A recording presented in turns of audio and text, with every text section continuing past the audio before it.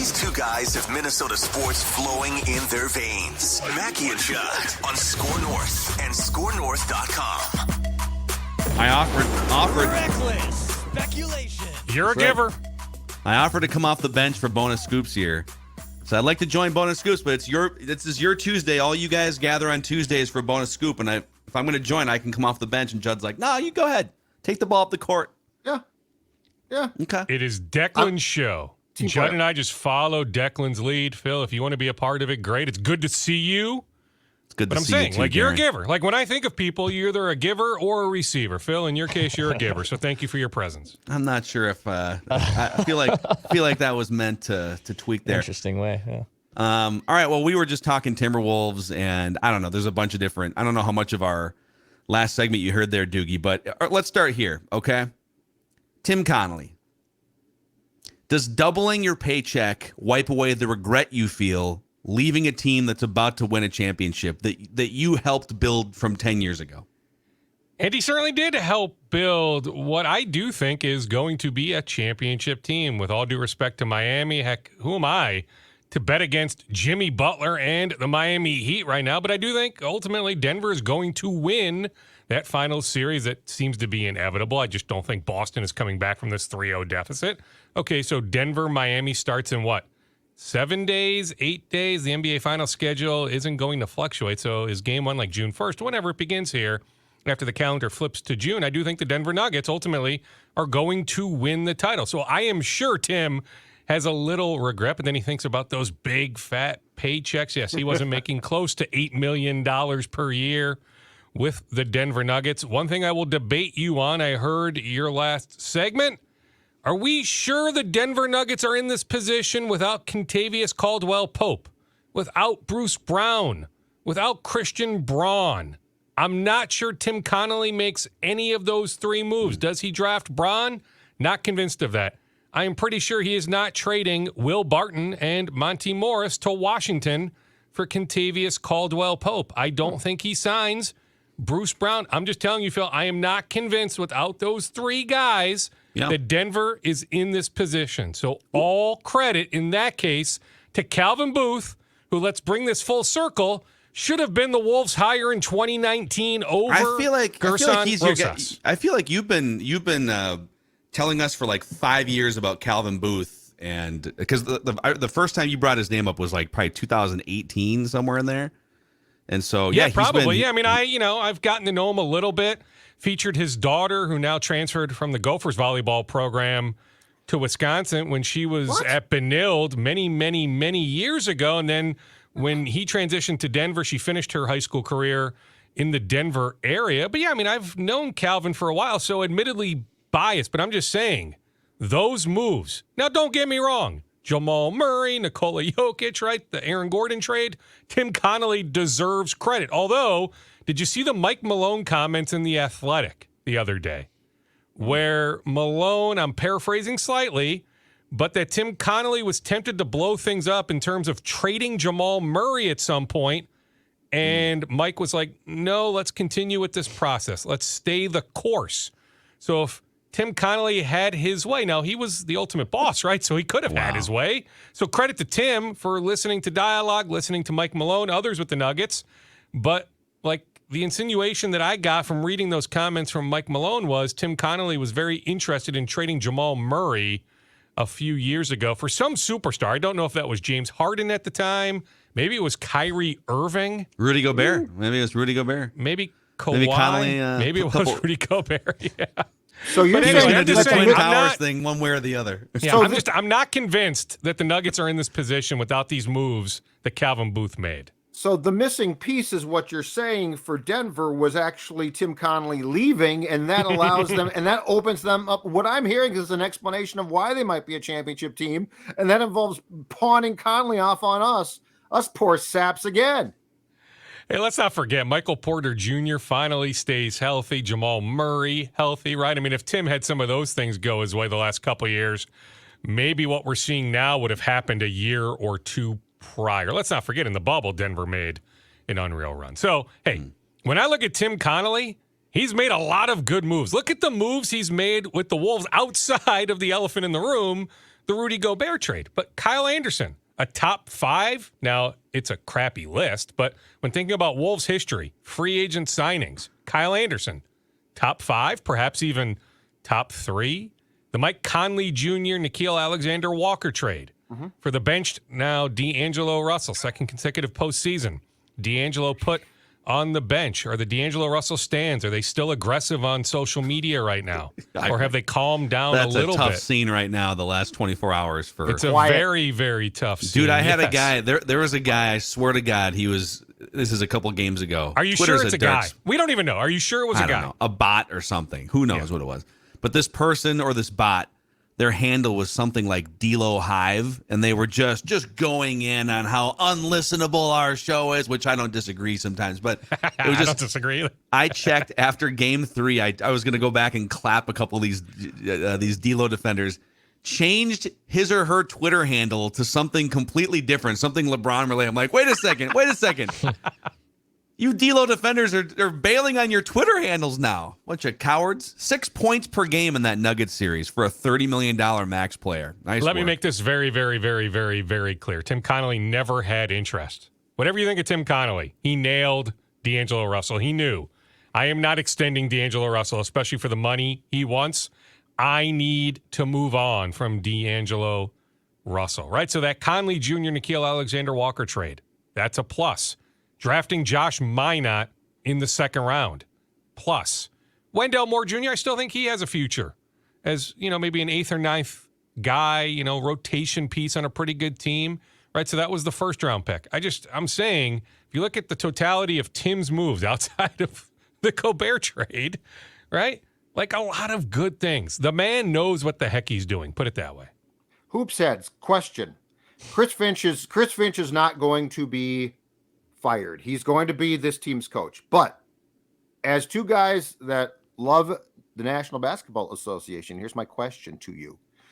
Are the Wolves potentially, and again, bad timing, missing out on some really good coaches by the fact that we have, we've got a few of them now, including Nick Nurse out there. So I'm not asking you, would you fire Finch? I'm saying, is there going to be an opportunity lost here in your minds? Because there are, we don't get this quality of coaches unemployed every summer. Well, I mean, if you're asking me if I would rather have Monty Williams as the Wolves coach compared to Chris Finch, yes. Yeah, and I like Chris. I think he's an innovative offensive mind in many, many ways, but I just think Monty Williams is a top 5 coach in the game.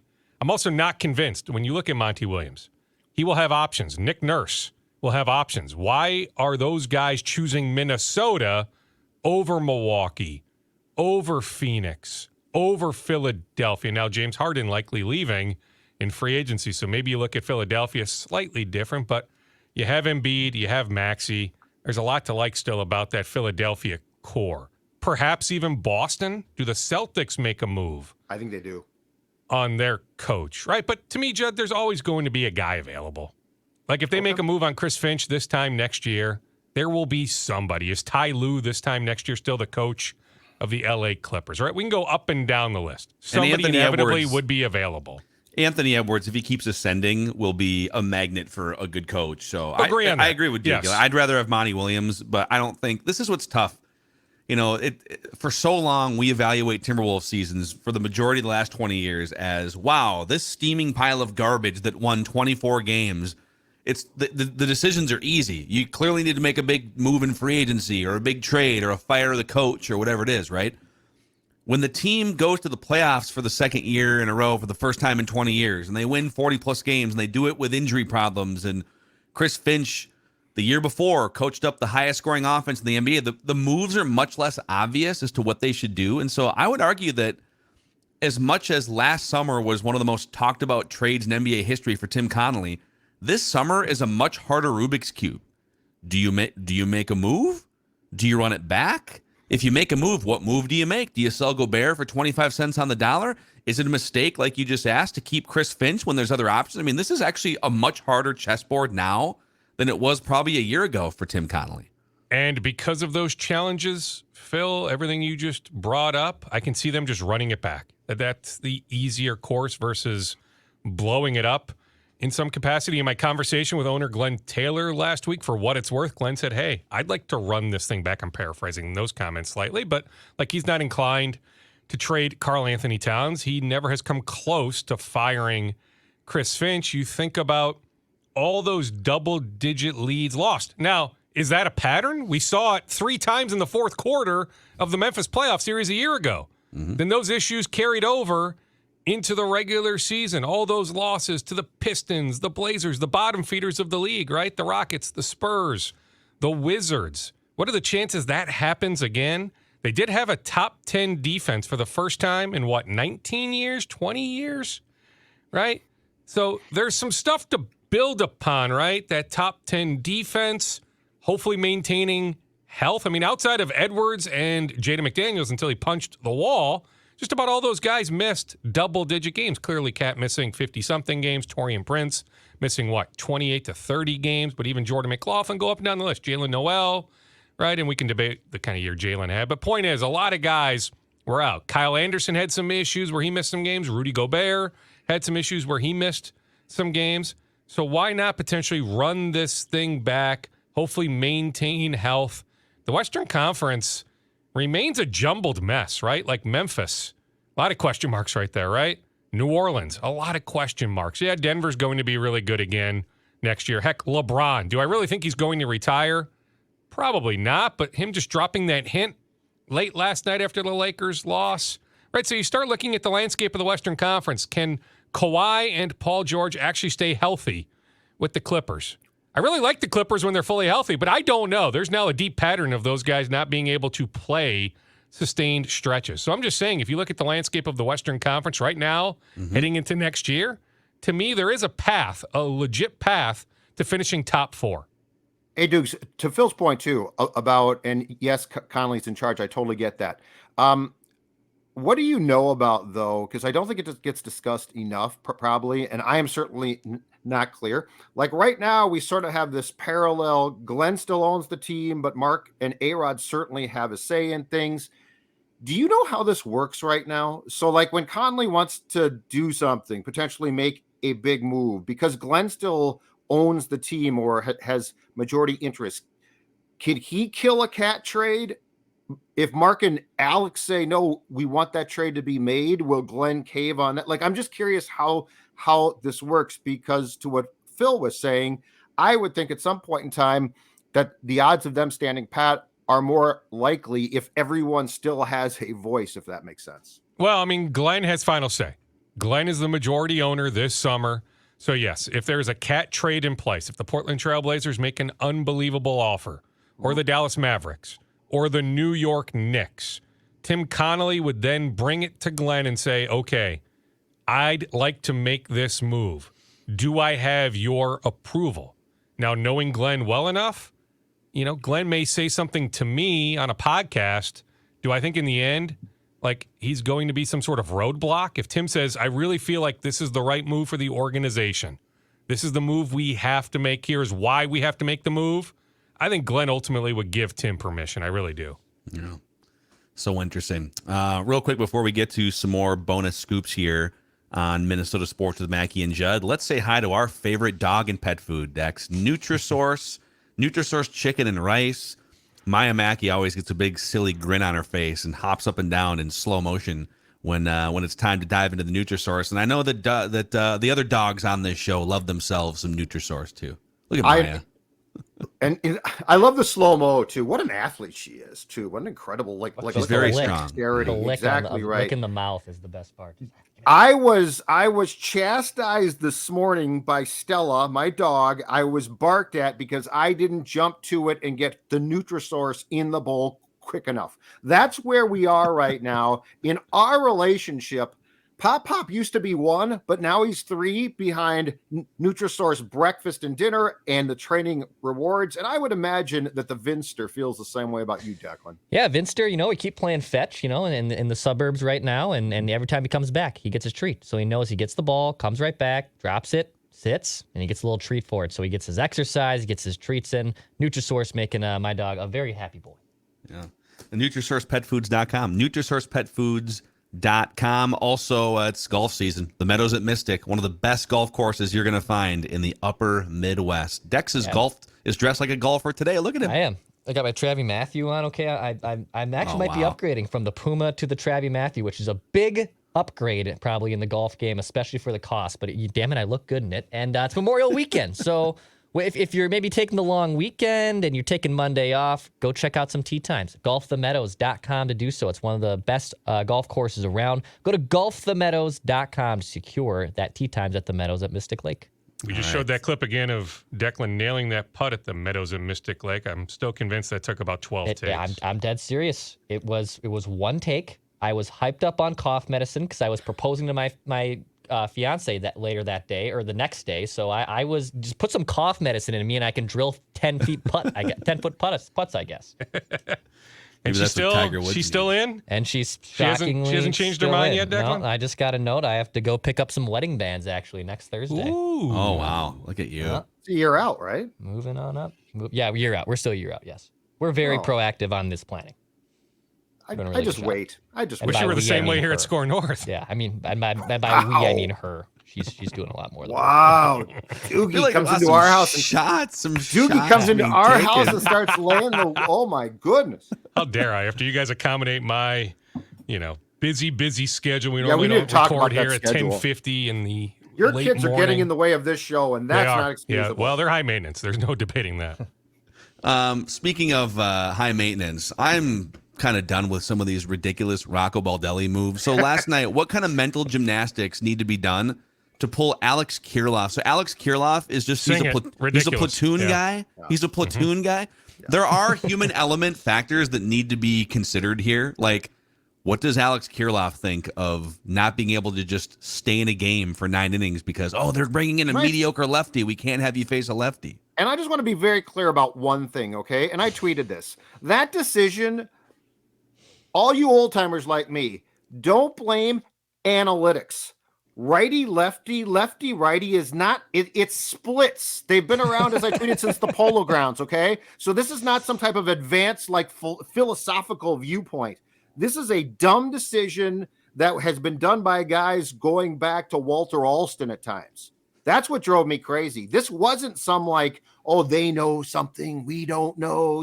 It's a hidden in the spreadsheets. They got cute with a very old school decision. And on Kirilloff, that is stupid. That was. I mean, now Kyle Garlick comes in and hits the home run, right? Don't care. Yeah. But yeah, don't mind bleep with Alex, right? Leave him in the lineup. We're talking about Sean Manaea, who the Twins have tried to acquire, by the way, in the past. But, he's, Phil, mediocre at best. We're not talking about, even if he was. Well, last night he was apparently Johan Santana in his prime. Johan Santana in his prime, you're right. But, don't do that. I didn't like it. Don't react to it. This is where it's again, there's a human element, and I am as analytics guy as you're going to find. Love me some spreadsheets, okay? But when you tell your team, okay, oh my God, they brought in a lefty, even though it's not a very good lefty. Guy has a 7 ERA this year. I don't think he's ever been on an all-star team. He's a guy. He's in major league left-handed pitcher. I'm telling you, the Twins have tried to acquire him in the past, so this front office has liked him. Well, he used to be good. Okay, so we're going to bring this guy in. Does it warrant a reaction from the manager? To me, it should just be, all right, whatever. The Giants tried to pull a fast one there. They tried to trick us with their opener, and now they're bringing in a lefty. And you know what we're going to do? Nothing, because we are better than the Giants. That's the message you should convey on a human level to your team. Not, oh, God, let's literally pull 2 of our starting. They pulled Julian before he did anything in the game. He didn't have an best. Now you've burned 2 hitters and position players. For the next 2 hours, if you need to go to your bench, you're down 2 guys because you overreacted to Sean Manaea. It's God, consider the human element once in a while, Twins. That's all I ask. Well, emphasis on the Twins, by the way. It's not like a singular decision by Rocco. There's a lot of fingerprints on those decisions. Those decisions were made hours before, right? They laid out a couple different hypotheticals when, in all likelihood, Manaea was going to enter the game, how long he may be in the game. Right. And so they played that card, but they had talked about that at 3:30 in the afternoon, 4:00 in the afternoon. That wasn't something made on the fly at 6:55. But why would Alex to me, the Kirilloff portion is the talker. That is the talker. Julian's a little bit disturbing, but Alex Kirilloff is one of your Leave best. Kirilloff in there. Like Yes. I don't care what I Yes. don't care. It's a lefty, it's a righty, it's a guy who's ambidextrous, throws 2 baseballs at once. Alex Kirilloff doesn't come out. Yes. Like once he starts, he just plays. That's unless I was afraid he was hurt. Because I'm And- like, that's really weird. Yeah, I thought that too. Like, well, maybe there is something injury related, but so his career platoon splits are basically even against lefties and righties. And this year they've only given him like I think 9 plate appearances against lefties. He's got a home run. He's it's pretty similar. There's nothing in his career in the major leagues that would show you, oh God, there's like a 200-point difference between his OPS against righties and lefties. Just leave him in. He's one of your there's going to be 3 or 4 or 5 guys on the team that should just play. Even if there's a little bit of a drop off, it's not worth it. I'd love to know in private what Alex Kirilloff thinks about this. That's all I will say. We know Sonny Gray popped off a couple times about their philosophies. I mean, he did it to you guys, Channel 5. He did. He was asked an innocuous question last year, and he was like, let me tell you a few things that are going on around here. Yeah, that was with my colleague Joe Schmidt. Yeah, I don't think Alex would do that on the record behind the scenes. Yeah. Yeah. I mean, how would you not be as a competitor? How would you not be frustrated? I don't think he'll ever verbalize those thoughts, though. It's very interesting. Mm-hmm. All right. Well, I mean, this is your episode, you guys. Where else do you want to go? Well, a little bit more Twins. So Caleb Thielbar, the initial thought was when you think about bullpen pecking order, who do you trust? Okay, Duran, probably Lopez second. Is Brock Stewart third? But like to me, when Caleb Thielbar is healthy, I might put Thielbar above Stewart. So you really miss Caleb Thielbar right now. You think about the 6 games in Southern California. The Twins at different points had leads in all of those games, right? But end up going 2-4. So you miss Caleb Thielbar. So the hope was he would be back this week, that oblique injury, but he needs a little bit more time. So do not look for Caleb Thielbar to be activated during this homestand. Max Kepler, I watched him take BP early yesterday. He was out on the field about 2:15, and he looked good. So you think about his hamstring injury.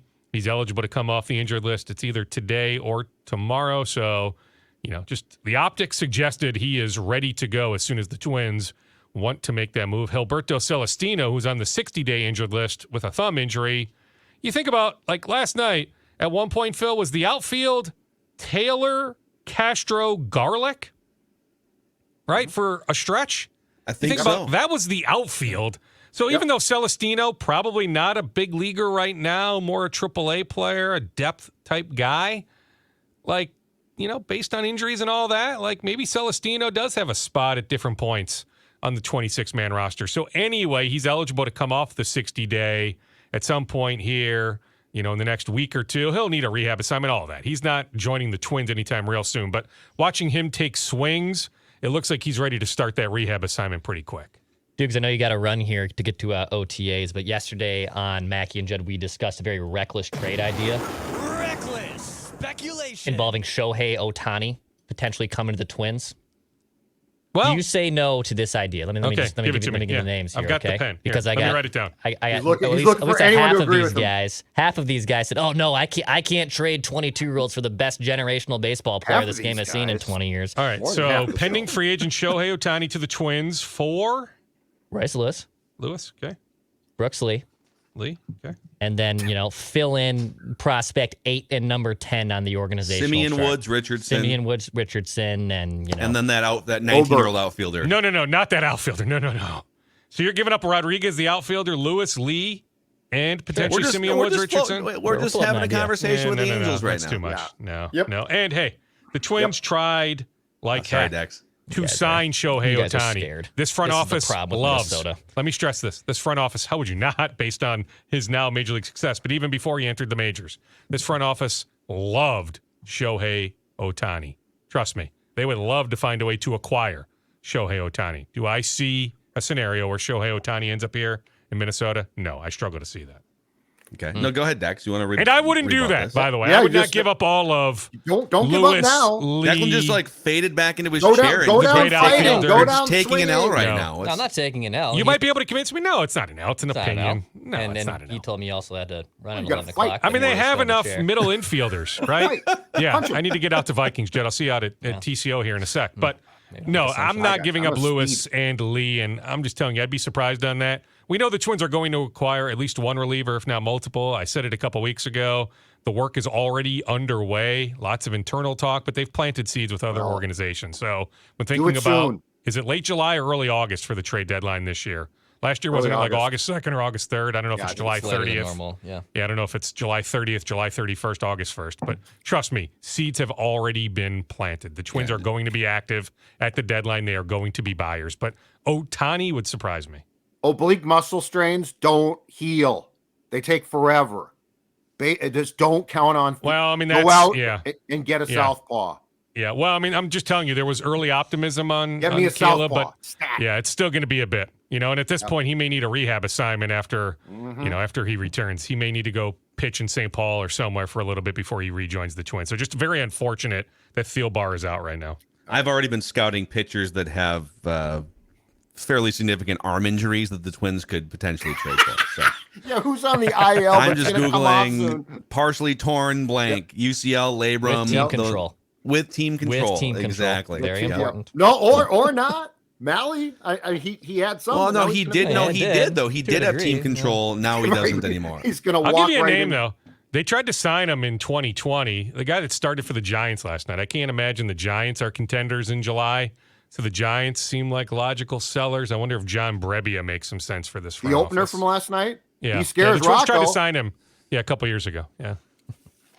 Yeah. Amazing. So I don't know. All Just right. one name to keep an eye on. Aroldis Chapman to me would be a guy you'd have to have some interest in. I don't know specifically if the Twins have spoken with the Royals yet, but to me, Aroldis Chapman would make a lot of sense too. All right, boys, I got to get up to Little you. bonus scoops. Yep, we'll see you All right. later. Okay, see ya. There See they you out are. there.